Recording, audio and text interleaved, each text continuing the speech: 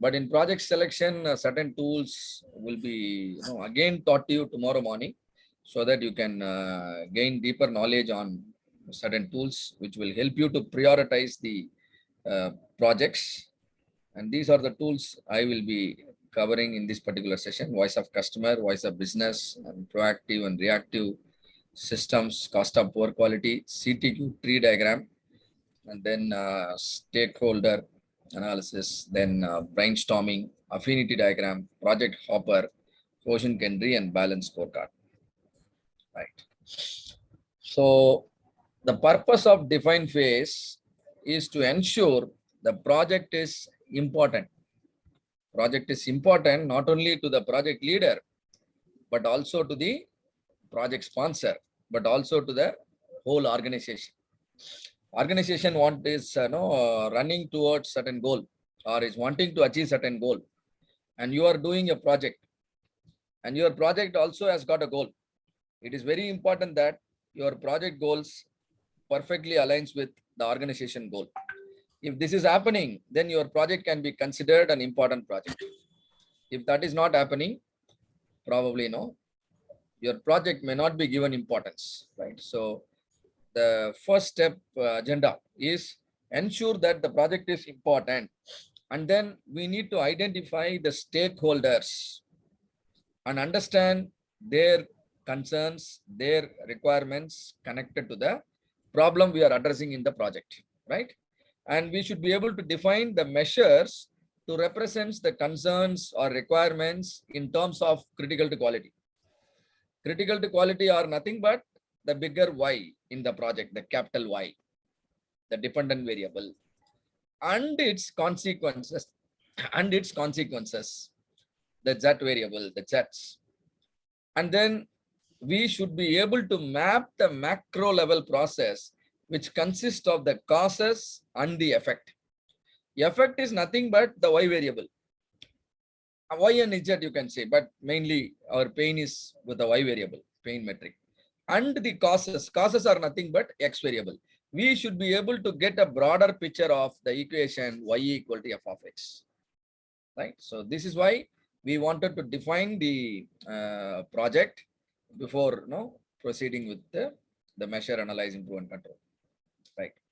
So step number one, the main purpose of step number one is, it is very important to link Six Sigma with the business. Am I correct? There is no point that you have become a black belt and you are doing a project for your sake.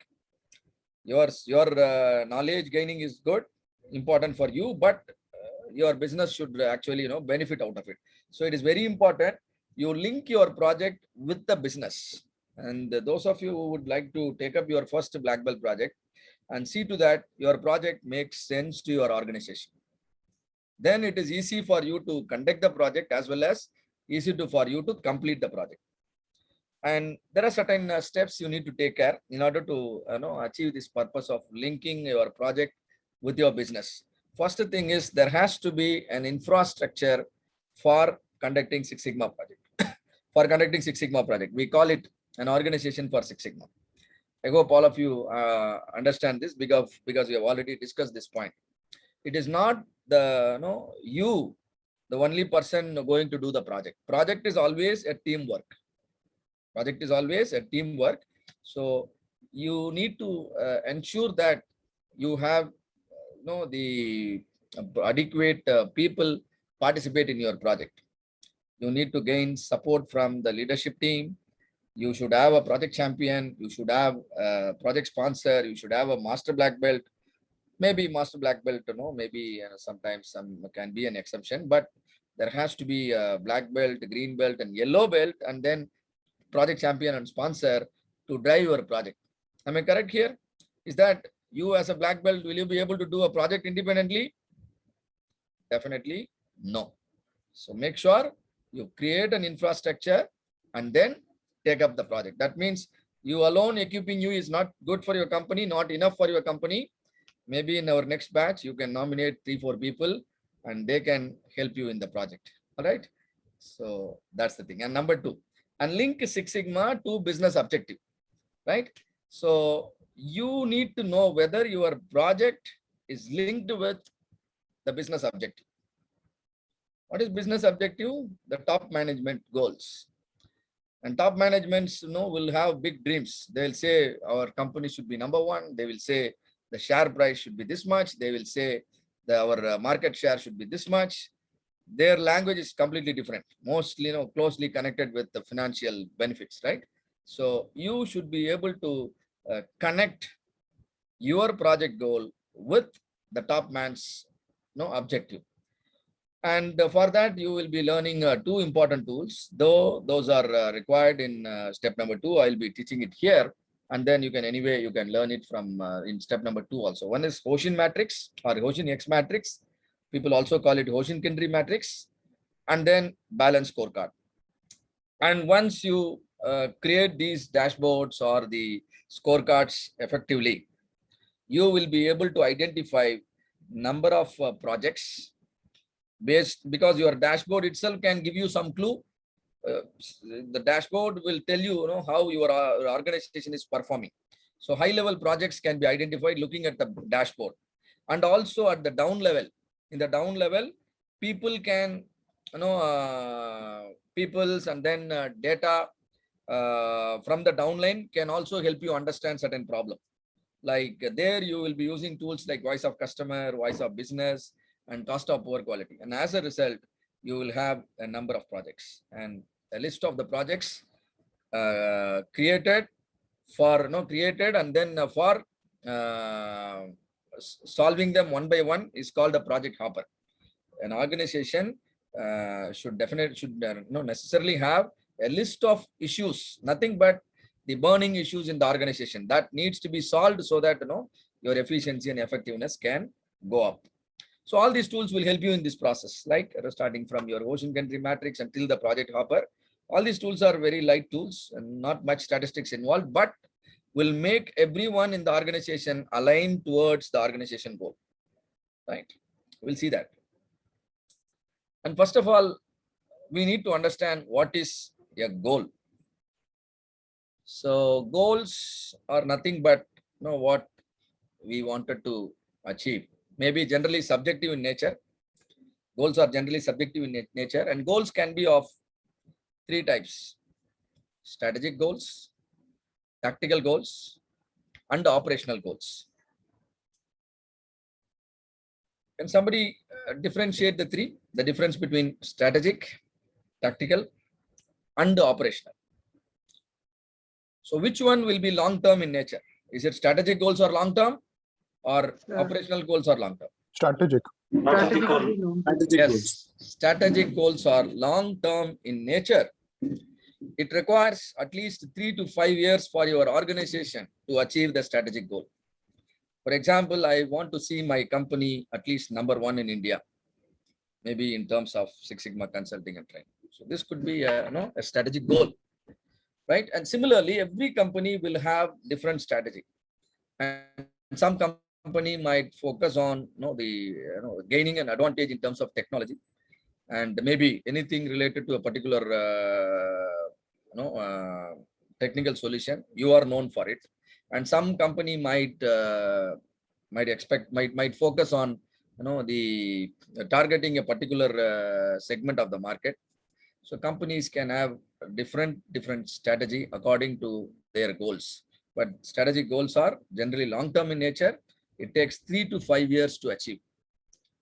And then the next level of goals are called the tactical goals. What I want to achieve in 3 years, I will achieve them on annual, I will divide them and make them achievable on annual basis.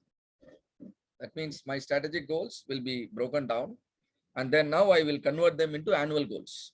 Then only we can run the company, isn't it? We cannot say I will achieve in 3 years and so I will start only next year. We need to run every day. So the strategic goals will be divided, and now I will arrive on annual goals. And now who will achieve the annual goal? Strategic goals or the goals of the top management? Now who will achieve the annual goals? The middle level management. And that's why we created the term called middle level managers. And again, middle level managers goal will be 1 year goal, annual goal. So you have 1 full year of time to achieve the goal. And that means, do you think on the 365th day, all your goals will be achieved? No, every single day you need to work towards the goal. Then only the annual goals will be achieved. So the top middle management will also cleverly divide their goals and then break them into smaller version. And now the final broken down smaller version of the goals are called operational goals. These are the goals of the down level managers. So there are strategic goals, there are tactical goals, and there are operational goals. Strategic goals take 3 to 5 years. Operational goals takes just 3 to 5 months. This is the difference. But if you connect them properly, the beauty is your strategic goal will happen in real time. If you connect them properly, the strategic goal will happen in real time. All the down level managers will run towards achieving their operational goals. Where from the operational goals are derived? From the tactical goals. So if the down level people achieve their goal, the middle level managers will also achieve their goal. The tactical goals. Let's say all the tactical goals are achieved one by one. Now what will happen to the strategic goal? Every year you achieve your annual goal. Will you be able to achieve your strategic goal in 3 years? Obviously. Yes. This is called goal alignment, and this structure is very important. Whether this structure is in place and it is effectively followed in your organization or not, how do you know? With a tool called Hoshin X Matrix. And see here, certain tools, certain goals are written here. And see, when a goal, sometimes, people talk subjectively. A goal should always accompany a target. Goal should always accompany a target. And target is generally a number. Target is generally a number. If that number immediately helps you to understand whether your goal will be achieved or not, that number will now be called KPI. Key Performance Indicator. So a number is called a KPI if the same number helps you to understand whether you are making a proper progress towards the goal or not. Sometimes what happens, you might monitor certain number, but you still may not be able to understand whether you are moving towards the goal or you are moving away from the goal. There may not be a clarity. Such numbers are called what? Metrics. All of you understand the difference between KPI and metrics, right? Every number is a metric, and or otherwise I would say every KPI is a metric, but not every metric is a KPI, right? But certain numbers may be process parameters. I have to keep an eye, I have to monitor, I have to control so that my KPI will improve. But why do I now want to improve my KPI? Definitely one day I will achieve my goal, right? That's the difference. And see here, a lot of goals are written here. I want higher sales. When I say higher sales, it's a goal. But what is the target? That's important. A goal without a target, is incomplete. Higher sales means what is your expectation? You have to tell me, okay, next year the sale should be at least 300 crore. And now it is 200 crore. So some number is required. And similarly, capacity utilization.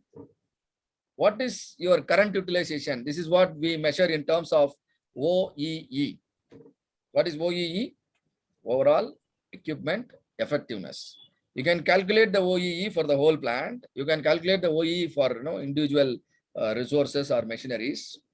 And it goes like this. There are a lot of metrics. Always, you can probably I will share one website where you can find hundreds of KPI suiting your business.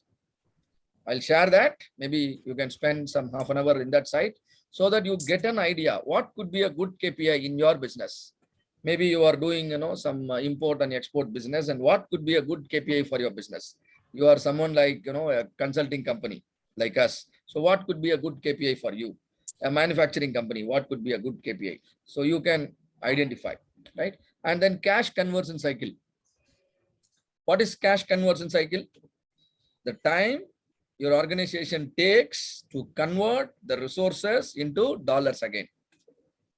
Your management has put money, created resources, and finally, even after creating the resources, a time period is required so that these resources can produce dollars.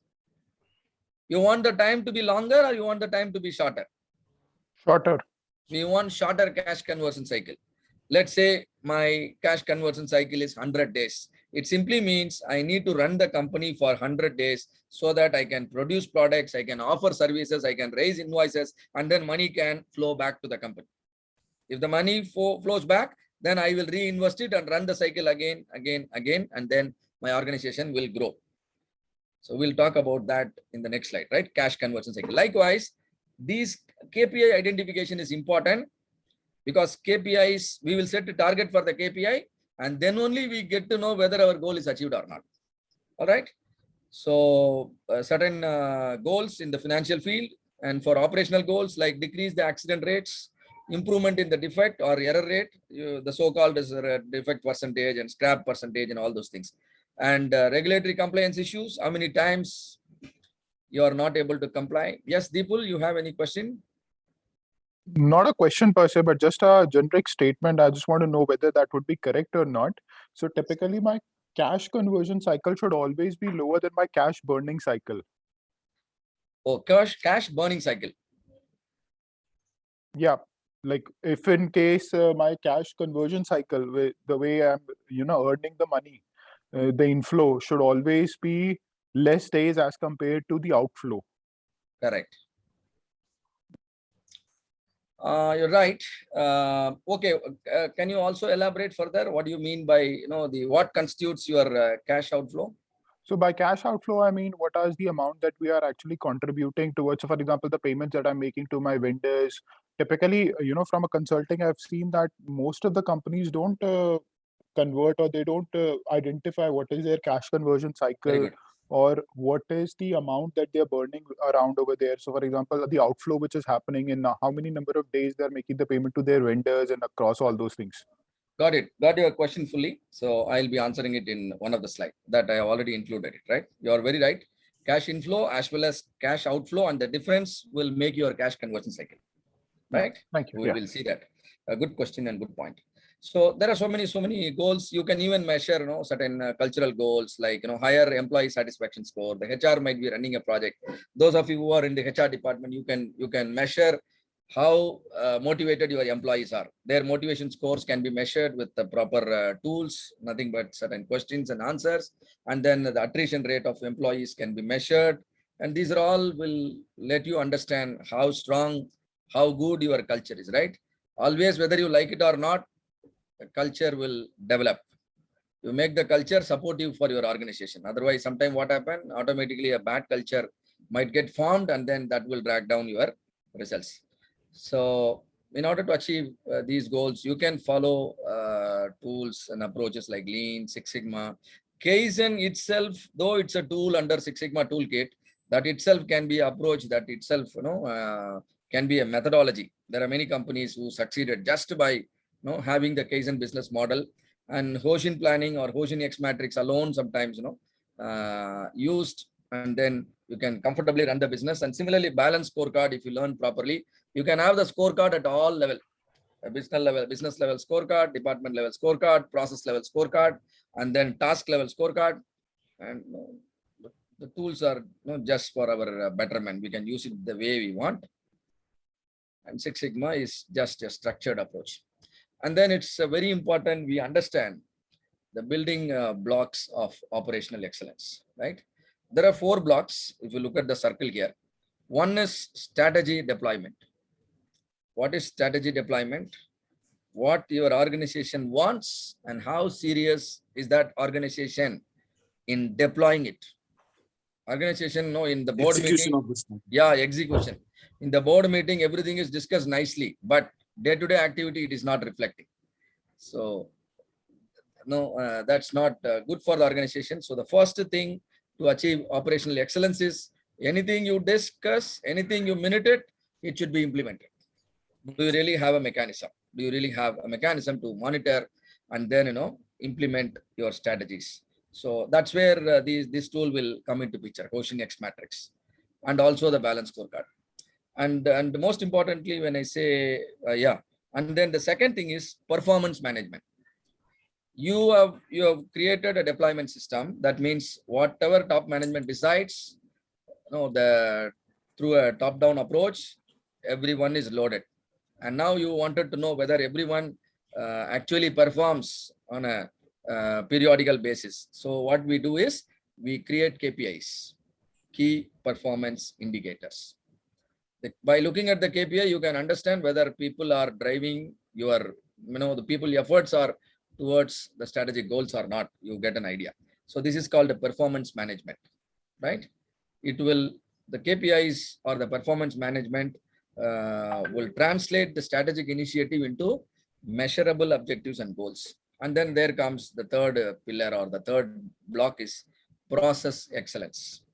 You can achieve process excellence by solving the problems, by solving all the burning issues, right? Any current issues that are going on, you have to deal and then you have to solve them in a systematic way. When you solve them in a systematic way, the same problem will not come again. Maybe a new problem might come, but let it come, how long it can come. And then one day, my whole organization will be problem free, right? So we must have a pillar towards that. Either you can use any approach like PDCA cycle plan to standardize and act, or you might be practicing A3 problem solving approach, or you might be using a tool called 8D problem solving. And one such approach is the DMAC approach. This is what we are trying to master here. And definitely it takes into account all the aspects of these methodologies. And it is in fact much way beyond all these other approaches, and it is definitely superior, right? And so what we require is we require a well-designed, efficient, and effective management, and so that the value chain is always effective, and then the support processes are necessary to deliver the world-class results. So that is called process excellence, and nothing but we need to achieve the desired level of effectiveness and then efficiency. And in order to do that, we need people. So we need a high-performing work group. High-performing work group are nothing but the human resource. The human resource have to be trained in a way that they could solve all the problem properly, and then they could perform and then help the organization achieve the strategic goal. So where to skill your people? You get a broader idea when you follow these kind of approaches. And if you really wanted to make your work groups very effective, and this is very important, you must engage them, you must educate them, and then you must empower them. And that's where the training and then Six Sigma projects comes into picture. So this is called an operational excellence model. And now going to the first tool, Hoshin XMAT.